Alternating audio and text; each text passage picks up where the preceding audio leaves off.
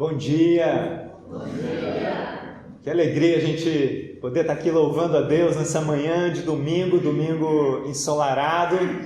Quero dar realmente as boas-vindas a todos nós aqui que podemos e temos o privilégio, de participar desse tempo, desse culto ao nosso Deus eterno, juntos aqui nessa manhã.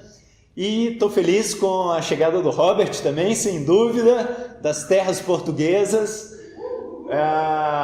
Recebi o Patrick, nosso irmão lá de Goiânia, no convívio. Muito obrigado pela sua visita, Patrick. Leve os nossos abraços, beijos e o nosso carinho para todos os nossos irmãos lá de Goiânia também.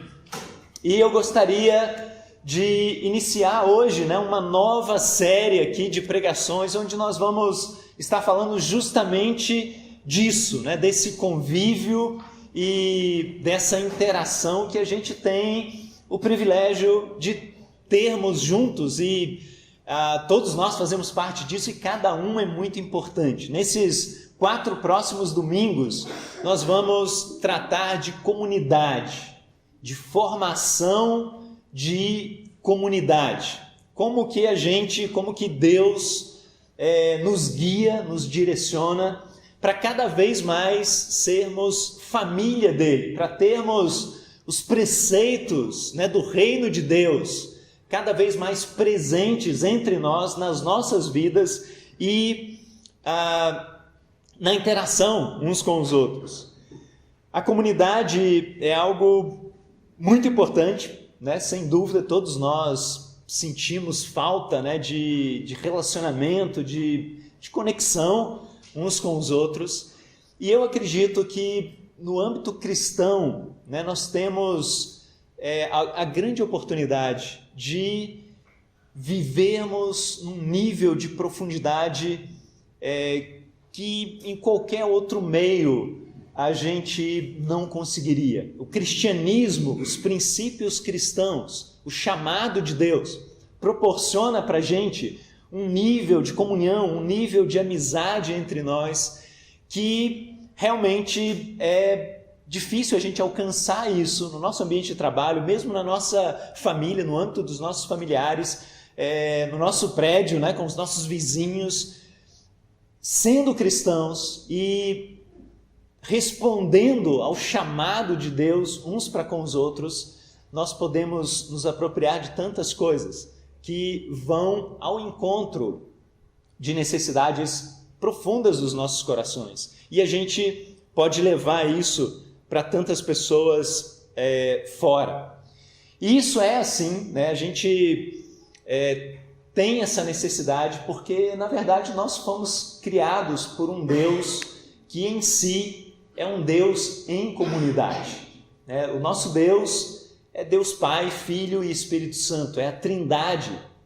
Deus em si é comunidade. E por ser assim, Ele nos criou como seres relacionais. E Ele nos chama a termos uma comunhão cada vez mais profunda com Ele próprio, com essa comunidade trina e uma comunhão entre nós, cada vez mais intensa, cada vez mais profunda, cada vez mais significativa nos nossos relacionamentos.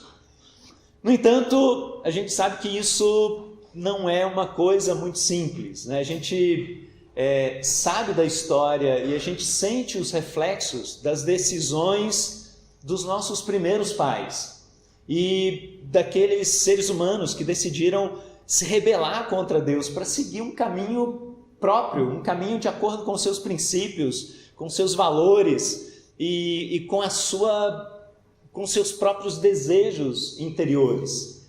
Isso nos conduz a algo diferente de comunidade, Isso nos conduz a um isolamento, a uma desconexão. Então, por um lado, a gente tem esse chamado de Deus para sermos unidos, para sermos conectados uns com os outros, para estabelecermos no âmbito da família, no âmbito da comunidade, uma relação de pertencimento, de servidão um para com o outro. E do outro lado, nós temos essa desconexão, que é a tendência à solidão, ao isolamento, à dificuldade que existe nos relacionamentos uns com os outros. Isso afeta o mundo inteiro, né? Afeta cada um de nós, né? Eu acredito que se a gente para um pouco para pensar nesse tema de uma maneira mais pessoal, a gente vai compreender, a gente vai rapidamente, né, trazer à mente coisas que tem a ver com relacionamentos, né, que tem a ver com dores no coração, com questões da condição humana, né, que todos nós passamos e todos nós temos. Por exemplo, eu me lembro muito claramente de momentos em que eu me senti extremamente sozinho, né? E a dor da solidão apertou muito o coração. Eu me lembro de momentos sozinho, às vezes, normalmente à noite, né, no meu quarto, chorando por causa dessa dor, né, dessa sensação de vazio interior, dessa necessidade de relacionamentos que naquele momento da minha vida eu não tinha e eu não sabia muito como construir. E isso realmente produzia um monte de interrogações, porque eu me lembro de tempos, por exemplo, finais de semana, por exemplo, onde eu estava com os meus amigos, né, eu saía, a gente se divertia, tinha ótimos convívios juntos, e aí eu voltava para casa e não estava com sono, e de repente, logo depois de estar com amigos num tempo muito legal, esse sentimento, né, essa solidão batia forte, né, um desejo de algo mais que poderia complementar a vida, e algo mais em termos de relacionamento, em termos de amizade, em termos de pertencimento à comunidade. Eu acredito que isso não é uma particularidade minha, né? Eu acredito que isso é do ser humano, né? É da condição humana. A solidão é algo tão forte, né? E causa tantos males, tantas questões, que em alguns países tem sido tratado como política de Estado.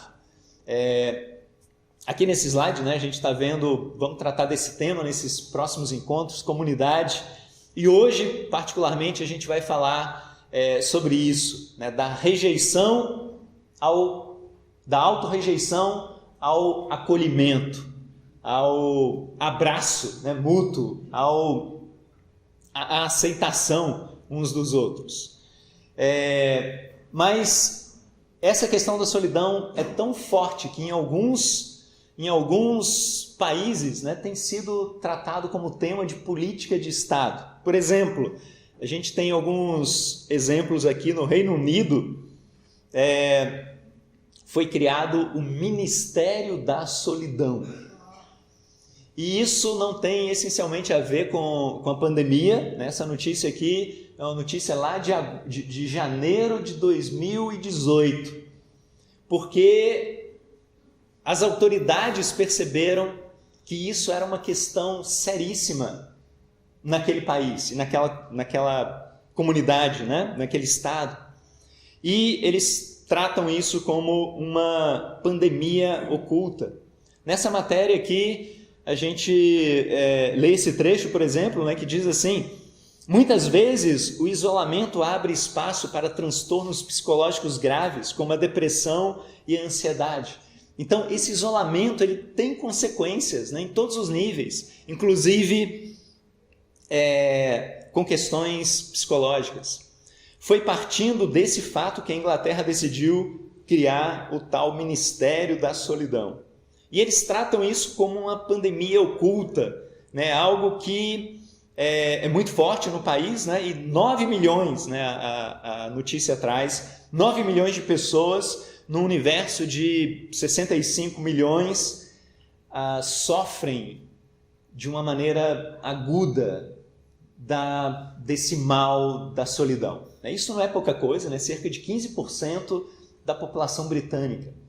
E, de novo, né, isso não tem nada a ver com a pandemia, nesse caso, né? Antes já se detectava esse mal e já se agia, né, em direção a isso. O Reino Unido não é o único, né? A gente vê o Japão, por exemplo, na mesma linha, né, mesmo caminho, um ministério da solidão para cuidar da saúde mental das pessoas, para ajudar que esse mal, né, do isolamento seja de alguma maneira quebrado e as pessoas se relacionem e as necessidades emocionais humanas que todos nós temos sejam de alguma maneira supridas.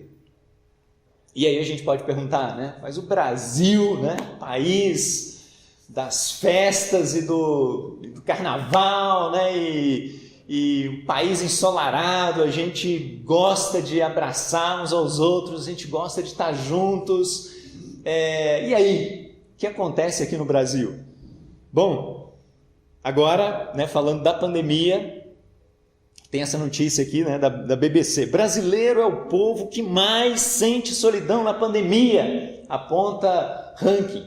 Com uma pesquisa feita, né, em vários países do mundo aí, de dezembro, final de dezembro de 2020 até início de janeiro de 2021. E ele traz esse apontamento, né? E a notícia, né, dessa matéria fala sobre a solidão, né, que o brasileiro sente, e aí, nesse período, né, especialmente de maior distanciamento social na pandemia, e ele diz assim, 50% das 1.000 pessoas entrevistadas no Brasil disseram sentir solidão muitas vezes, frequentemente ou sempre. Ou seja, isso é algo que está ao nosso redor. Às vezes por trás de um sorriso do nosso amigo, da nossa amiga lá no trabalho, se esconde um monte de dor, um monte de frustração, coisas interiores, necessidades que não são supridas pelos relacionamentos que existem. De um lado, a gente tem esse mundo ao nosso redor, no qual a gente está imerso, que a gente sente isso, a gente sabe do que a gente está falando aqui, e a gente tem essas questões, mas de um outro lado também, nós temos o chamado de Deus para cada um de nós e para cada pessoa na nossa sociedade, aqui no Brasil e no mundo, o chamado de Deus dizendo, venha fazer parte de algo que você não conhece.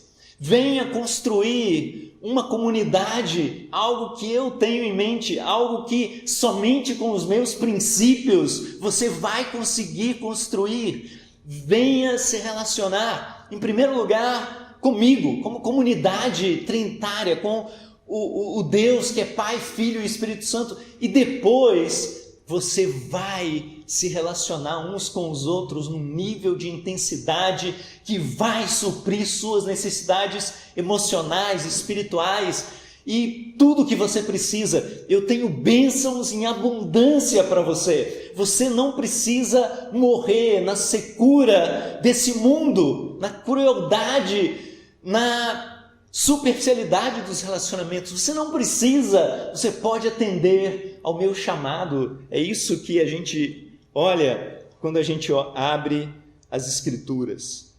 E é um prazer, irmãos, a gente poder estar juntos e cada um de nós aqui ativamente participar dessa construção, participar desse ajuntamento, dessa construção da igreja local. De tal forma que a gente vai servir uns aos outros, que a gente vai construir intensamente uns com os outros relacionamentos. E a gente vai abraçar cada amigo, cada amiga que chega no nosso meio, compartilhando aquilo que não é propriamente nosso, mas aquilo que o Deus eterno, com toda a misericórdia, bondade, compaixão, tem derramado sobre nós abundantemente. Nós necessitamos de relacionamentos nesse nível e o nosso ser, né, como humanos, clama por comunidade, clama por construção de relacionamentos assim. Domingo passado a gente teve aqui no culto, né, depois fomos para casa e domingo, né, foi dia dos namorados, certo? E aí no final, no meio da tarde lá, né, eu convidei minha namorada para a gente tomar um café juntos, né? E fomos eu e Paula para um café, um lugar que a gente costuma ir ali no sudoeste, né? Um lugarzinho simples, aconchegante, e que de vez em quando eu tô lá, e aí eu fui levar a Paula lá para a gente passar um tempo juntos. E beleza, ela aceitou o convite, né, prontamente, e lá fomos nós. E a gente chegou lá, né, pedimos o nosso cafezinho com a nossa água e estávamos lá esperando, batendo papo, e a ideia era essa, a gente passar um tempo juntos, né, ter ali um convívio, podemos passar tempo juntos, é agradável, né, e enfim, celebrar as nossas décadas aí de casamento.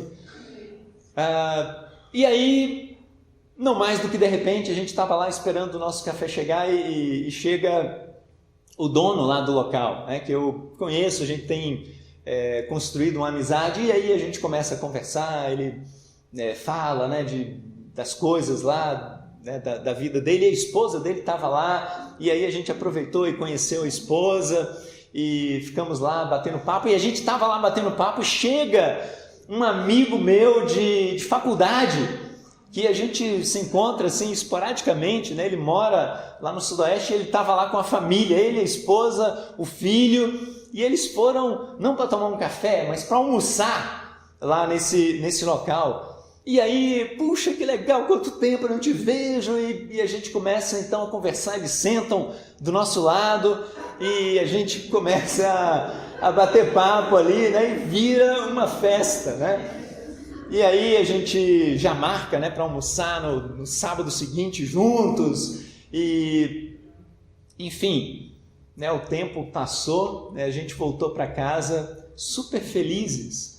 Se nós tivéssemos ido de acordo com o plano original, né, eu e Paula, a gente ir lá tomar o nosso café, bater um papo, ter um convívio, voltar para casa, teria sido maravilhoso. Mas, além disso, a gente, pela providência de Deus, né, pela direção de Deus, a gente encontrou amigos, a gente se relacionou com outras pessoas ainda, e isso fez com que a gente voltasse muito mais felizes ainda, falando e sonhando pela vida das pessoas, né? Sonhando que, puxa, essas pessoas são tão legais, a gente gosta tanto delas, elas precisam conhecer o que nós conhecemos, elas precisam compartilhar com a gente daquilo que realmente traz significado para as nossas vidas e faz toda a diferença nas nossas vidas. Irmãos, eu quero convidar você, né, para juntos, nesses próximos domingos, a gente mergulhar na palavra de Deus e a gente aprender mais sobre como construir essa comunidade de acordo com os preceitos do reino de Deus. A gente vai, sem dúvida, buscar na Bíblia os preceitos, né, que nos direcionam, que Deus graciosamente nos concede, né? Além disso, eu vou trazer uns conceitos, né, de 2 livros aqui.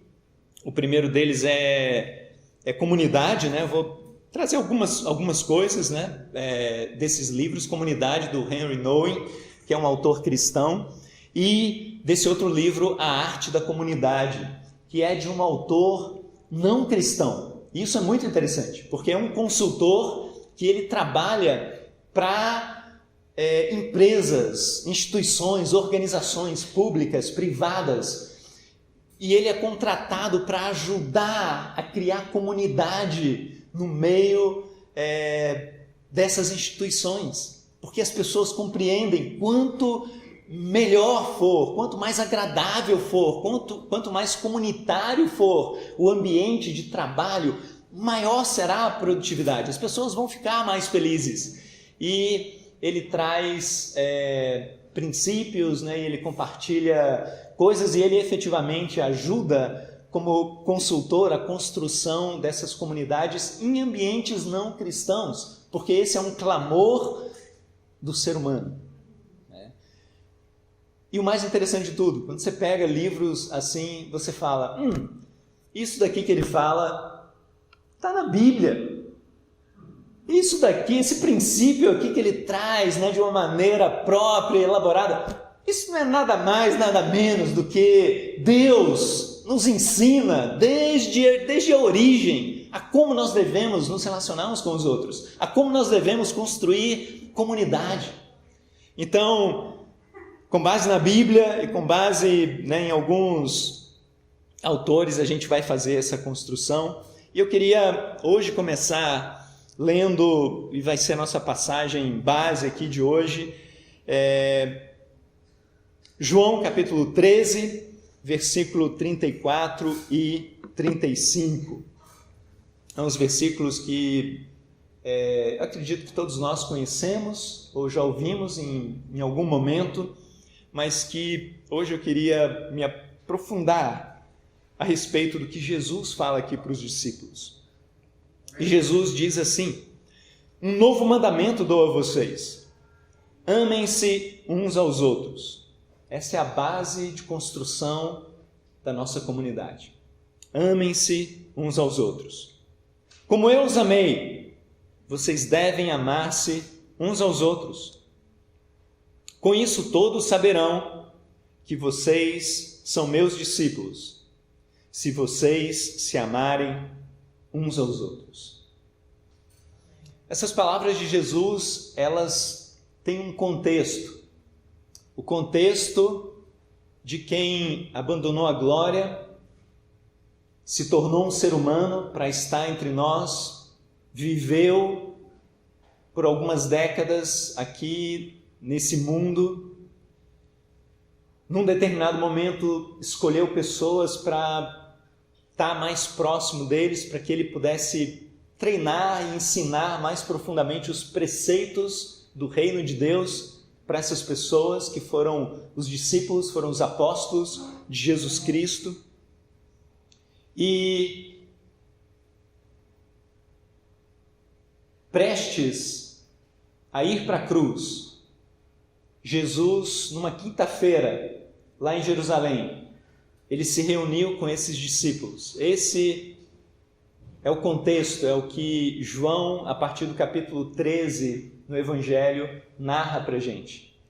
Ele se reuniu numa casa lá em Jerusalém com esses discípulos para celebrar a ceia e para passar um tempo de convívio ali entre eles, para conversarem. Eram amigos que passavam tempo juntos, era uma comunidade que tinha um propósito, que tinha um significado.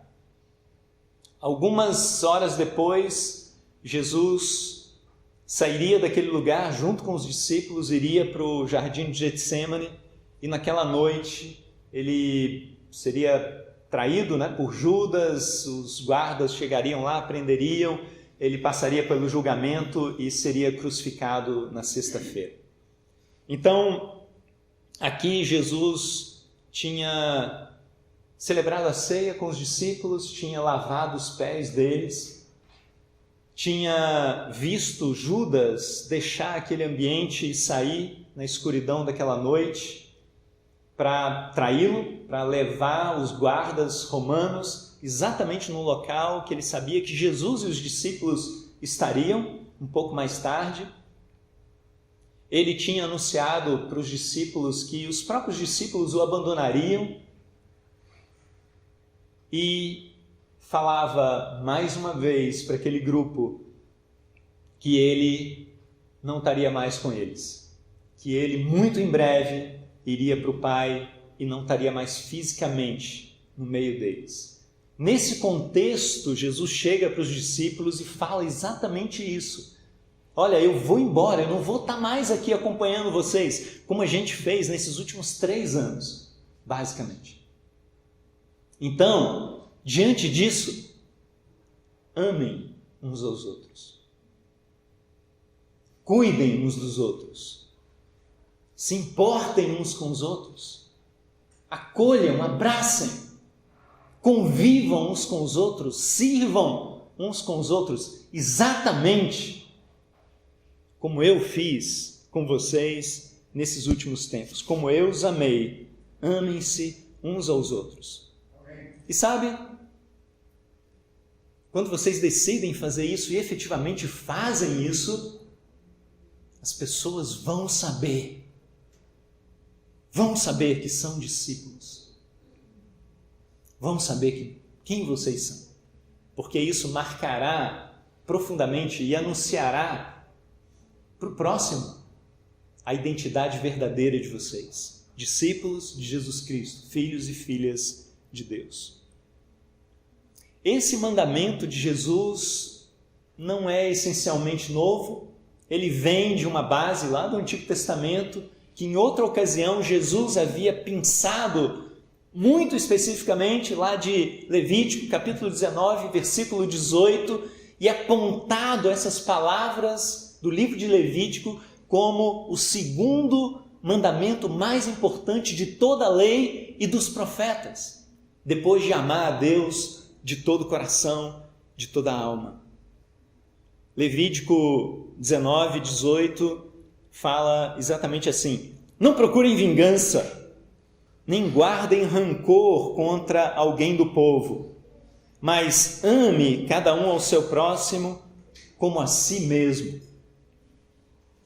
E aqui, nessa base de construção da comunidade e do ensino do Senhor Jesus Cristo, a gente chega num ponto que normalmente a gente nem fala muito, que é o ponto de nós nos amarmos a nós mesmos. E a pergunta que eu queria fazer hoje, para cada um de nós, para reflexão pessoal nossa, é: você se ama? Você ama a você mesmo? E pensar nessa pergunta e responder essa pergunta para a gente mesmo é algo transformador para as nossas vidas quando a gente o faz espiritualmente. Isso não tem nada a ver com comportamento egoísta, da gente olhar para nós mesmos e pensarmos em nós mesmos e querermos satisfazer os nossos desejos, e seguir o nosso caminho e tudo a gente. Não tem a ver com egoísmo, não tem a ver absolutamente nada com narcisismo, que é um transtorno de personalidade, mas tem a ver com algo espiritual. Nós olharmos para nós e nos amarmos espiritualmente.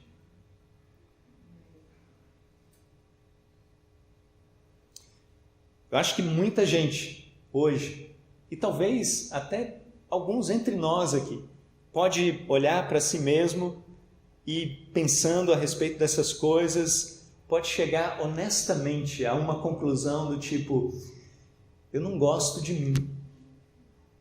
Eu não gosto de alguns aspectos aqui da minha vida. Ou eu gostaria de ser uma pessoa diferente daquilo que eu sou. Sabe, quando eu olho para mim mesmo, eu vejo vários períodos, várias fases da minha vida onde isso foi muito, muito forte. Eu tenho uma natureza e um temperamento introvertido, naturalmente, essa é a minha natureza, e fui marcado, e isso faz parte de mim, num sentido, até hoje, uma timidez, uma certa dificuldade de construção de relacionamentos, exatamente o que a gente está falando aqui. E hoje, olhando, eu consigo compreender o vazio, a solidão do coração, como eu falei antes. Mas, em muitos momentos, intensamente, eu desejei ser uma outra pessoa. Eu olhava para amigos meus mais extrovertidos, aquele tipo de pessoa que entrava num ambiente e fazia diferença, era notado. Eu falei: puxa, como deve ser legal ser assim. E eu não consigo ser assim porque eu não consigo. E até mesmo fisicamente, né? Às vezes a gente não gosta de algumas coisas nossas, né? Eu sempre tive esse físico avantajado aqui, como você pode perceber. E o meu apelido, né, na infância, na adolescência, a galera é meio cruel, né? O meu apelido, eu já falei isso aqui outras vezes, né, era palito e filé de borboleta. Eu tenho certeza que o Raul nunca foi chamado dessas coisas. Palito e filé de borboleta. Em alguns momentos, assim, eu me sentia humilhado com algumas brincadeiras. Eu não levava aquilo, né, de uma maneira muito saudável, eu me deixava ofender, né, com algumas brincadeiras. Então, eu queria ser diferente, fisicamente, em termos de personalidade, de temperamento. E a grande questão é, quando a gente fica lutando com essas coisas, isso impede a gente de glorificar a Deus com aquilo que nós somos, exatamente com aquilo que nós somos. Quando a gente não é feliz, né, com o que a gente é, isso não significa que a gente vai olhar para a gente e vai, tudo está bom, tudo está maravilhoso, tudo está perfeito, eu sou demais, né, eu sou incrível. Não se trata disso. Se trata da gente olhar para nós mesmos, da gente identificar como todos nós podemos identificar forças e fraquezas. Como todos nós podemos identificar coisas boas que manifestam a graça de Deus nas nossas vidas e coisas ruins que manifestam a natureza humana que vem da nossa natureza corrompida, pecaminosa, condição humana que todos nós temos. Mas nós podemos olhar para essas coisas e nos aceitarmos. E abraçarmos a nós mesmos. E nos colocarmos diante de Deus. Nos apresentarmos diante de Deus. E permitirmos que Ele nos transforme à imagem de Cristo. Enquanto a gente está lutando com quem somos, com as nossas características pessoais, eu não quero ser assim. Eu, que não tenho poder nenhum de me transformar no mais íntimo, né, do meu coração, do meu ser, eu fico degladiando, né, comigo mesmo, e isso não avança para nenhum lugar saudável. Mas nós podemos nos amar espiritualmente hoje, mesmo com as nossas imperfeições, e a gente pode amar o próximo com as imperfeições dele. Isso porque Deus nos ama perfeitamente, com as nossas imperfeições.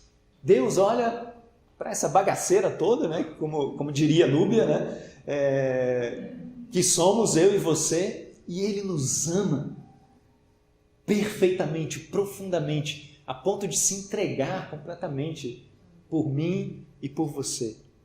Nós podemos, independente das nossas fragilidades, da debilidade de caráter, das deficiências físicas, ou de caráter que nós temos, independente dos nossos pecados, nós podemos nos amar.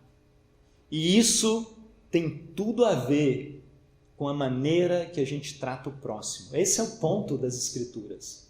Ame o próximo como você ama a si mesmo, porque se você aceita você mesmo e o ama e caminha na direção de Cristo, você vai amar também o seu próximo e vai aceitá-lo e vai abraçá-lo e vai caminhar também na direção de Cristo. Tem um autor cristão, né, um outro, que ele fala assim: Deus nos ama do jeito que nós somos e Ele nos aceita do jeito que nós somos. Mas Ele nos ama tanto que depois de nos aceitar do jeito que nós somos, Ele nos leva a sermos transformados à imagem do nosso Senhor Jesus Cristo, ser humano por excelência. Então, todos nós temos uma dignidade, que é a dignidade de sermos feitos à imagem e semelhança do nosso Deus. E por causa disso, nós podemos glorificar a Deus.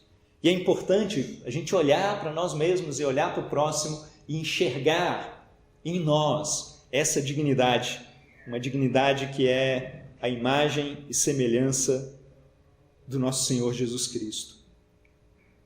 O Henry Nouwen, nesse livro Comunidade, tem uma coisa que ele fala que é o seguinte: se você não se sentir bem consigo mesmo, ou seja, essa é a autorrejeição, muito rapidamente se sentirá usado, se sentirá ofendido, maltratado, manipulado pelos outros. Ou seja, a maneira que nós tratamos e lidamos com a gente vai ser muito parecido com a maneira que nós lidamos e tratamos com o outro. Se nós temos um comportamento legalista com a gente mesmo, a gente vai ser legalista com o próximo também. Se a gente acolhe a nós mesmos e nos alimentamos, nos encaminhamos pessoalmente para a presença de Deus diariamente, permitindo que Ele nos transforme, a gente vai amar fazer isso com outras pessoas. A gente vai amar conduzir os nossos amigos à presença de Deus, para que Deus os transforme também. E aí, a gente está falando exatamente de Levítico 19, capítulo 18, dessa conexão. O pecado, irmãos, ele nos desconectou de Deus, mas também ele nos desconectou da criação, do próximo e de nós mesmos. E em todas essas dimensões, nós precisamos deixar Deus nos reconectar com Ele, na comunhão com Ele, uns com os outros, na formação da comunidade, da Igreja de Jesus Cristo, com a gente mesmo, com o próximo. E aí é interessante a gente pensar, e mais uma vez refletir no nosso coração. Nós aqui como comunidade, como que a gente recebe pessoalmente as pessoas que vêm até nós? A gente vai ter contato com pessoas diferentes efetivamente, não apenas aqui no culto, mas no nosso trabalho, nos vários meios de interação que nós temos. A gente convive com as mais diferentes pessoas. Como que a gente reflete o amor de Deus por meio das nossas vidas para com essas pessoas? E eu queria propor que você pensasse nisso, nesse momento. Por exemplo, imagine você em contato com pessoas de diferentes etnias, de diferentes cor de pele, negros, brancos, todas as etnias. Você ama as pessoas de uma forma igual. Você manifesta o amor de Cristo abraçando o próximo, independente da nacionalidade, independente da cor da sua pele. Ou tem alguma coisa que Deus precisa transformar no íntimo dos nossos corações para que a gente seja mais parecido com o Senhor Jesus Cristo? Independente da formação acadêmica, independente da posição social, independente da orientação sexual.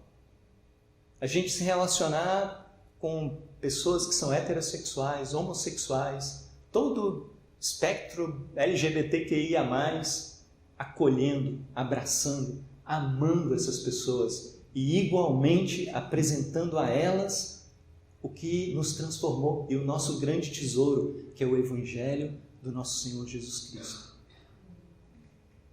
Em outras palavras, eu estou perguntando, há algum tipo de preconceito no meu coração, no seu coração? Ou independente de quem sejam as pessoas, a gente procura amar e demonstrar o amor de Cristo. Sabe, quando a gente pensa nisso, talvez a gente se depare mais profundamente com a dificuldade, às vezes, no nosso coração. Às vezes porque a gente não está no melhor dia, e aí é difícil servir, é difícil amar. E vem a pergunta, como nós podemos amar nesse nível que Jesus nos chama a amar? Amar uns aos outros como Jesus, como Ele, que é perfeito, nos amou. A gente ter a essa visão equilibrada de nós mesmos, né? Um respeito próprio e um respeito para com o próximo. Como que a gente pode amar dessa forma?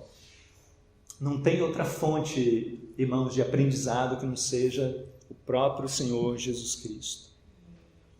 A resposta para isso, né, eu queria ler mais alguns versículos desse capítulo 13 para a gente entender, né, o que Jesus fez e um pouco mais profundamente do significado desse momento que ele viveu com os discípulos, né? Olha só o capítulo 13, versículo 1 e depois versículos 3 e 4, a Bíblia diz assim: um pouco antes da festa da Páscoa, sabendo Jesus que havia chegado o tempo em que deixaria este mundo e iria para o Pai, tendo amado os seus que estavam no mundo, amou-os até o fim. Jesus sabia que o Pai havia colocado todas as coisas debaixo do seu poder, que viera de Deus e estava voltando para Deus. Assim, levantou-se da mesa, tirou sua capa, colocou uma toalha na cintura e lavou os pés dos discípulos. Essa é a forma que Jesus amou os discípulos e essa é a forma que Jesus ama a mim e a você, até hoje. Até o fim, uma forma prática, né, de lavar os pés. Jesus tem lavado os nossos pés de infinitas maneiras. Como um servo, ele tem nos amado, ele tem nos servido de todo o coração.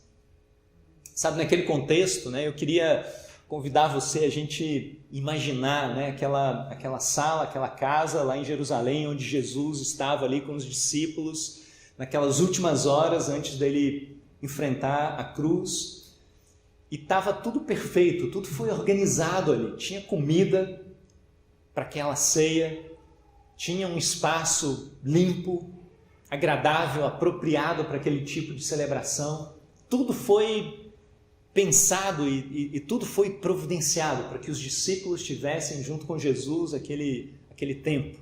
Jesus organizou essas coisas. Mas faltava um detalhe, faltava uma questão ali, que normalmente existia, especialmente nas famílias mais abastadas lá de Jerusalém. Quando eles se reuniam e juntavam a família para a celebração da Páscoa, tinha uma pessoa na casa que normalmente nem sabiam o nome dela, que nem notavam muito e não davam muita importância, que era um servo, um escravo. E essa pessoa, ela chegava e ela recebia os visitantes e lavava os pés dos visitantes que estavam empoeirados naquelas estradas ali de Jerusalém. E era essa a função dele. Na reunião de Jesus com os discípulos, não tinha esse servo. E os discípulos, seria muito apropriado, né, haver ali uma discussão entre eles e um ficar tentando se oferecer para essa função. Olha, eu vou lavar os pés de todos vocês. E aí o outro, não, de jeito nenhum, eu é que vou lavar, porque eu é que quero servir aqui. E o outro, não, sou eu. Então tá bom, vamos tirar aqui no 0 a 1, né? Vamos fazer alguma coisa aqui para a gente escolher quem vai lavar os pés uns dos outros. Não foi isso que aconteceu. A discussão ali, a Bíblia traz isso para a gente, entre eles era quem era o mais importante, quem era o principal, quem estaria à direita e quem estaria à esquerda de Jesus no reino. Eles estavam interessados em quem era o maioral e não em quem iria servir. E aí, diante dessa cena, Jesus pega a bacia, pega a toalha e lava os pés dos discípulos. Sabe, eu fico me imaginando no lugar de Jesus nesse momento. E muito provavelmente passaria no meu coração pensamentos assim: você é um fracasso. Você andou 3 anos com esses caras para treiná-los, para fazer com que eles pegassem essa mensagem do reino de Deus e espalhasse para o mundo inteiro. E essa mensagem tem essa base de servidão, de entrega, de amor, de devoção. E ao invés deles servirem, eles estão pensando em quem é o maior. Você é um fracasso. Olha só para Judas. Você não conseguiu conquistar o coração dele. Ele abandonou o convívio. Você não foi capaz de converter o coração desse cara. Muito provavelmente no meu coração passariam pensamentos assim, e se eu não lutasse fortemente isso, eu iria se abrigar, né, na minha mente e no meu coração. Mas com Jesus não. Isso me impressiona. Com Jesus, ele estava lá e ele decidiu servir. Mais uma vez. E por que ele fez isso? Para mim a resposta está nesses primeiros versículos que a gente leu. Jesus sabia quem ele era. Jesus, do início ao fim do ministério dele, foi conduzido por uma questão principal, que foi a voz do batismo. Você, meu filho amado, em você eu me agrado. Essa voz foi enfatizada novamente na transfiguração, um pouco antes aqui desse momento. Eu amo você, eu tenho prazer em você. Você não é julgado, você não é avaliado por mim, o Pai diz, pela sua performance. Não é pelo que você conquista ou deixa de conquistar, não é pelo nível de sucesso humano que você tem, que eu vou amar você mais ou vou amar você menos. Não é performance aqui. Eu amo porque você é meu filho, você é minha filha. Isso faz a diferença, irmãos. Isso faz a diferença, porque se a gente compreende o quanto Deus nos ama como nosso Pai, independente daquilo que a gente faz ou deixa de fazer, independente de quem nós somos, isso nos dá uma segurança brutal para vencer os nossos mais profundos desafios da natureza humana. Jesus era assim, ele confiava completamente nesse amor, ele não precisava provar nada para ninguém, ele não tinha necessidade de se colocar como Senhor e Mestre e Criador, ou seja, o que for. Ele podia pegar uma toalha, ele tinha essa liberdade. Poucos têm essa liberdade de pegar uma toalha, de pegar uma bacia e de lavar os pés dos seus discípulos. Nenhum mestre em Jerusalém fez isso, muito provavelmente. Em toda a história, Jesus fez, porque ele era livre para fazer. Sabe, nós servimos porque nós somos livres para servir. Nós nos voluntariamos porque somos livres para nos voluntariar. Paulo era um homem que encontrou essa liberdade em Cristo e por isso ele fala: eu me torno tudo para com todos. Eu me torno um escravo para salvar o maior número de pessoas possível, para causar o maior impacto para a glória de Cristo possível. Mas eu não sou forçado a isso, é voluntariamente. Eu sou livre. Essa liberdade me dá a possibilidade de servir nesse nível e dessa forma. Diante disso, a gente pode fazer o que a Bíblia nos fala, por exemplo, em Romanos 15, 7.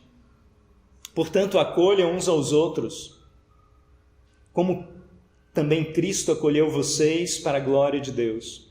Sirvam uns aos outros, cada um conforme o dom que recebeu. Eu e você, em Cristo, podemos ter a liberdade para acolher as mais diferentes pessoas e amar as mais diferentes pessoas.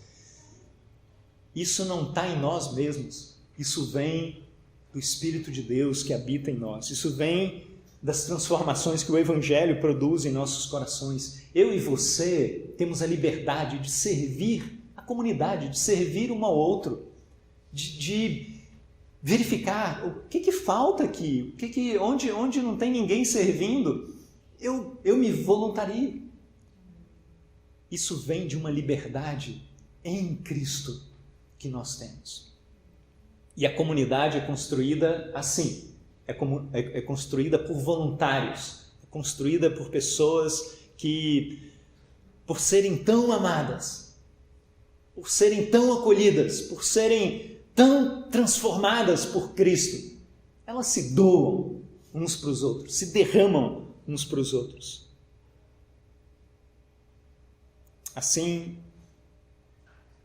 foi o nosso Senhor Jesus Cristo. E eu queria, concluindo, e a gente na sequência vai celebrar a ceia, eu queria ler um versículo, uma síntese que João faz lá na sua primeira carta, e essa a gente não tem aqui porque eu queria que você abrisse sua Bíblia,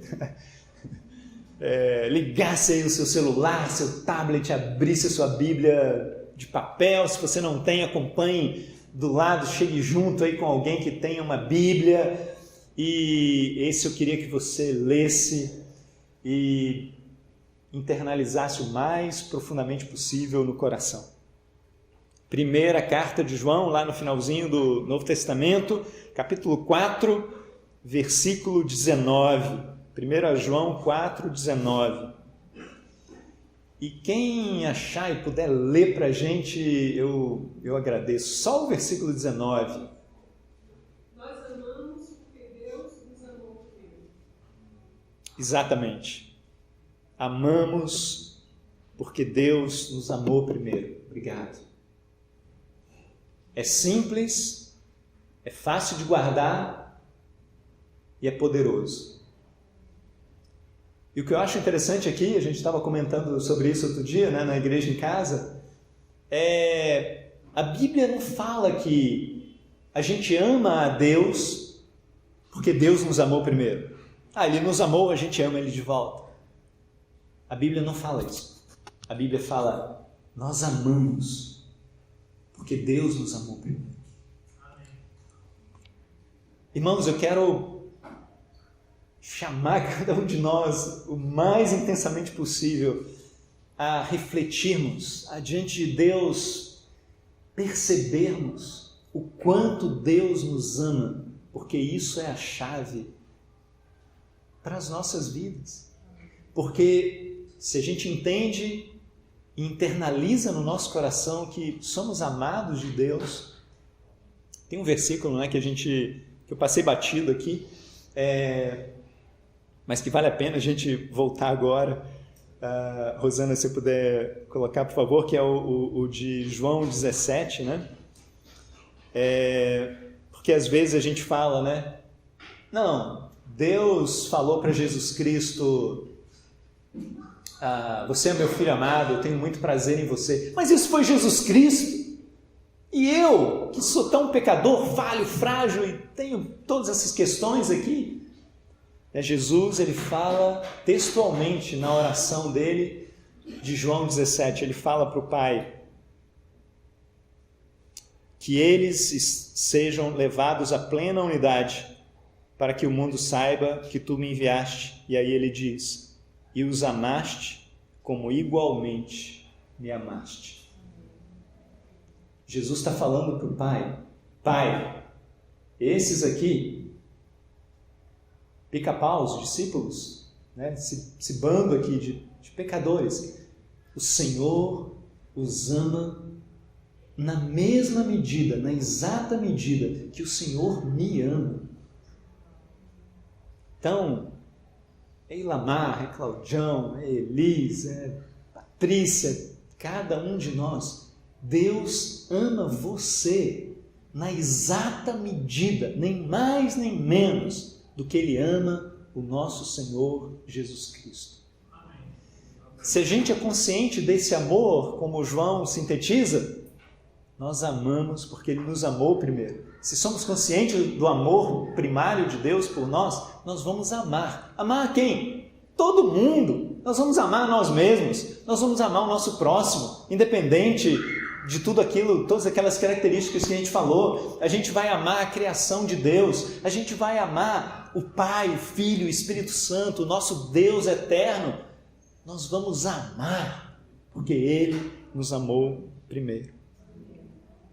Irmãos, na ceia, queria convidar a gente a refletir sobre essas coisas. Enquanto a gente toma o pão, que é o símbolo do corpo de Cristo, que logo depois dessa passagem aqui, como a gente falou, foi preso, foi conduzido para o julgamento e logo depois foi crucificado, algumas horas depois. Nós celebramos agora aquele corpo cravado na cruz, em nosso favor. O sacrifício que demonstra esse amor perfeito de Deus por nós e que nos liberta, que nos transforma. O vinho, significando o sangue derramado do Senhor Jesus Cristo.